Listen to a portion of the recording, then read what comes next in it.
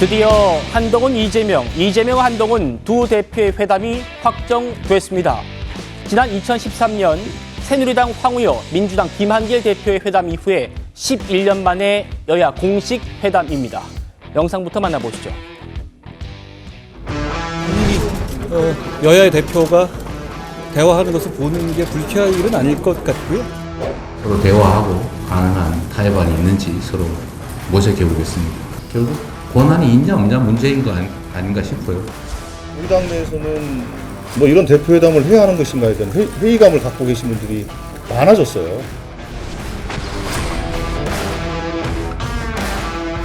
여야 대표회담을 오는 일요일 9월 1일 오후 2시에 국회 본청 내에서 개최하기로 합의했습니다. 민생 경제 위기와 의료 대란 등으로 국민의 고통이 극심하고 정치의 회복이 기묘하다는 측면에서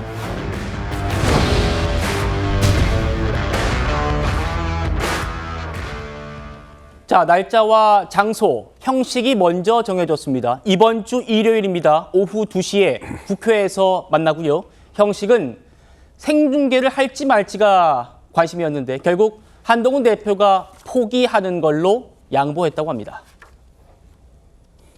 이번 회담은 양 대표가 일정 시간 모두 발언을 하시고 정책위 의장, 수석 대변인이 배석하는 3+3 회담 형식으로 진행될 예정입니다. 민생을 해결하기 위한 대표 회담이 성사되는 게 중요하다고 판단을 해서 우리 당과 우리 한동훈 대표가 생중계 거는 다소 양보를 했습니다.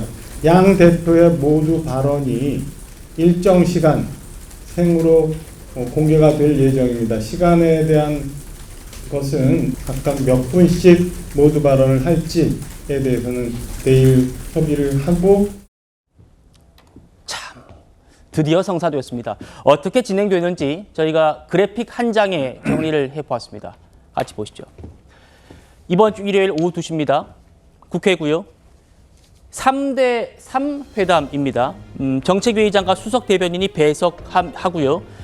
생중계는 모두 발언만 하고 그 이후는 비공개로 진행한 뒤에 수석 대변인이 그 회담 결과를 발표하게 됩니다. 신지호 부총장님, 네. 생중계는 참 기대를 많이 모았는데 결국 없던 일이 됐습니다. 예, 없던 일이 됐는데 저희는 뭐 원래는 뭐 전체를 다 생중계했으면 좋겠다 했는데 나중에 좀 타협안으로 생각한 거는 공개 세션과 비공개 세션으로 나눠서 어떤 그 의견 개진하는 거는 좀 공개로 진행하고 협상을 하고 합의안을 조율해내는 이런 부분은 좀 비공개로 하는 것도 하나의 방법이 될 수 있겠구나 이렇게 생각을 했는데 민주당 측에서는 그냥 모두 발언 정도만 공개를 하자 해서 그냥 이 회담을 성사시키는 게 무엇보다도 중요하다고 생각해서 예. 이런 식으로 이제 조율이 됐습니다. 네. 그렇군요. 전혜연 부원장님께 여쭤보겠습니다. 네. 정책위의장과 수석 대변인까지 하는 3+3 회동입니다. 혹시 한동훈 대표와 이재명 대표 두 사람만 독대하는 시간도 좀 기대를 해볼 수 있을까요?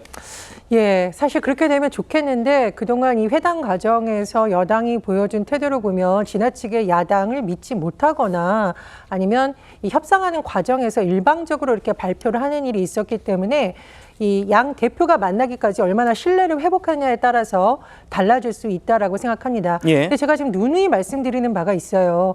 이 회담은 정말 추석 전에 국민들에게 여야 정치권이 이 신뢰를 회복하기 위한 너무나 중요한 회담입니다. 그렇기 때문에 이 회담이 잘 안 됐을 경우에 그 여파가 과연 야당에 더 크겠습니까? 여당에 더 크겠습니까? 그런 점을 생각한다면 더 섬세하게 앞으로 남은 시간이 양측에 조율할 부분이 있으면 예. 조율해야 된다고 생각을 하고요. 특히나 한동훈 대표와 그 한동훈 대표의 주변에 있는 정치인들 같은 경우에는 야당에 대해서 너무 비난을 하거나 처음부터 단정적으로 말하는 것은 피해야 되고요. 특히 최상병 특검법에 대해서 야당은 일관된 자세를 보였습니다. 한동훈 국민의힘 대표께서도 그동안 최상병 특검에 대해서 말씀하셨던 부분에 대해서 네. 일관된 태도를 유지하셔야 실질적으로 비공개 회담을 하더라도 신뢰 속에 제대로 될 수 있는 안이 나오고 있다고 봅니다. 예.